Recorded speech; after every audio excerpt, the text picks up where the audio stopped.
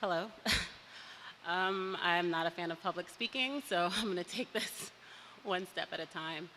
I want to first say that Black people are not one-dimensional, and so my perspective is my perspective, and that does not mean that every Black person in this room is going to have that same view. And we just want to make sure that that's clear as I'm talking.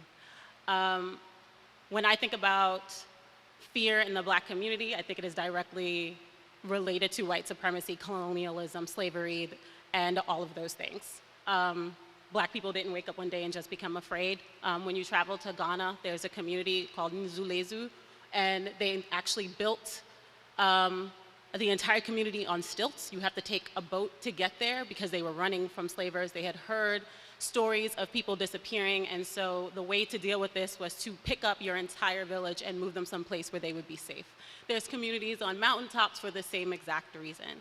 Fear didn't just come up because of nothing. It came because there were people invading, there were people raping and stealing the land, and they were taking people away.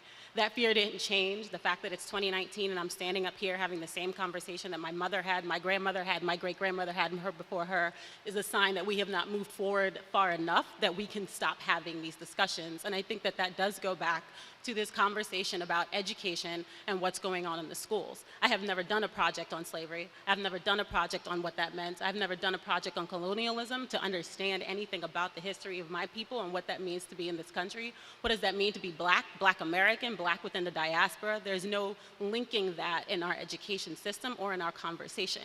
I'm here, but my experience as a Black American is going to be different than a Black girl from Haiti or a Black girl from Ghana or a Black girl that moved here from England and her experience, because all of those experiences are going to be different.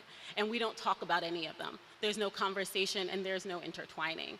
And so when we talk about fear in the Black community, the reason why there's fear in the Black community is because so many people are afraid of us that they respond to us with fear and violence and hate and bigotry. Black people aren't getting shot by cops when they're unarmed because they're out here. You have no weapon. They're shooting them because they're afraid. That is a problem when my presence alone terrifies you. That is a problem when me existing makes you scared. When a woman like myself can't be angry and has to hold all that in because you don't want to frighten anybody, because if they get scared, something might happen. Someone's gonna call the cops on you. Someone's gonna say, well, you know, that angry Black girl, she just doesn't wanna move forward with anything. Like, these are the things that we deal with on a daily basis. And yeah, I could sugarcoat it. I can make it seem like we can hold hands and move forward, but this is the 8. I'm so tired of these conversations, not because they're not useful, because when are we done? Like, aren't we tired? Because I'm tired. I'm tired of having this conversation. I'm tired of justifying my existence to people. And I know that most Black people are tired of it too. And when we talk about violence within the Black community, we have to understand the community itself and how those communities get that way. We look at the neighborhood like the Hill that had to fight for 6 years for one grocery store that is closing. 6 years for one grocery store that is closing. When you abandon a community, I grew up in Brooklyn. I spent most of my life in the Bronx. Most of the 80s, the Bronx was on fire. They weren't even picking up trash. People had to burn their garbage in the streets like they were animals. This is how Black communities end up full of violence and drugs and everything else. It has nothing to do with the Black experience. It has to do with fear other communities have about us.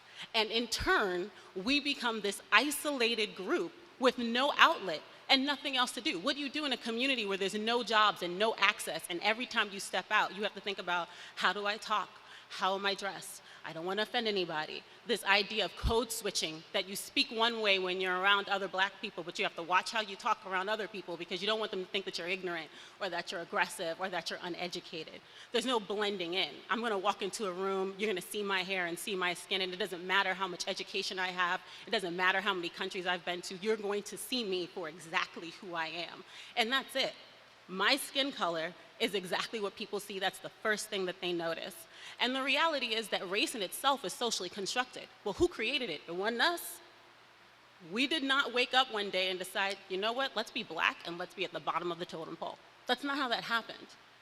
Racism is something that was created. They divided the races in order to create this power structure so that you can justify enslavement and oppression. Because you can't justify it with people who are your equals. That's a problem. You can't do that to other Christians. Like, that doesn't work. That wasn't the mindset at the time. And so there were other ways to go about doing it. And so, I was sitting there and I'm listening to everybody's stories, and it's making me so upset because I'm like, it's so unfortunate that we have reached a place in this time that we are still having to do this. It's like every time we take a step forward and we think there's going to be progress, we take 10 steps back and we continue to do this. And the sad part is most of the people in this room are the people trying to make something happen. It's the people outside of the room that we need to get in the room, and I don't know how we go about doing that, because those are the ones who are voting for Donald Trump. Those are the ones who are saying, well, ignore the racism because, he might get us some jobs. Like, those are the people we need sitting here understanding why these things are an issue. And I don't know how we get those people in the room. And the reality is, I think the one way we can is like those people who, if you're an ally, you have to use your privilege. Work that privilege till it doesn't work anymore. That means if you see somebody who's sitting there and they're being harassed or they're being arrested by the police, you stand there and you watch. You make sure they're okay. Are you all right? Do you need me to call somebody for you? When the civil rights movement was happening, or the second one, because after the first one, Jim Crow got kicked in, and then we had a whole set of problems, but that's for later when we want to do a real history lesson. So when we talk about the second civil rights movement and the white people that participated in that, what made that unique is that they were willing to risk their bodies and their lives for the cause. As an ally, you have to be willing to do that, or it doesn't matter. You have to be okay saying that you will step in front and you will have my back and you will be there when something is uncomfortable, or if the conversation is awkward, or if it's hostile. Because if you're not willing to do that, then you're not an ally. Because you have to be willing to risk it all, because the truth is, every day, that is the choice that I make by going outside of my door. I risk it all. I am not comfortable getting stopped by the police. I'm sitting there, where do I have everything? Make sure that things are where they need to be. Don't move too quickly. You don't want them to think you have a gun in the car. I've been stopped wearing a tank top and short shorts and had 3 cops point a gun at me, and I looked at him and said, where would I hide a gun, sir? I'm wearing basically no clothing. So if you think that I have a gun, please tell me where it is. And this is after he followed us for 4 blocks with his lights off.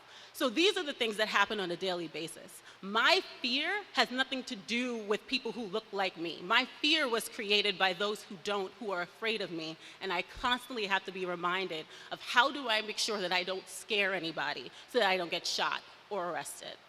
So that's my thing. I'm not gonna go into any more detail, and I hope that was informative for somebody. But yeah, thank you, and I hope that was useful.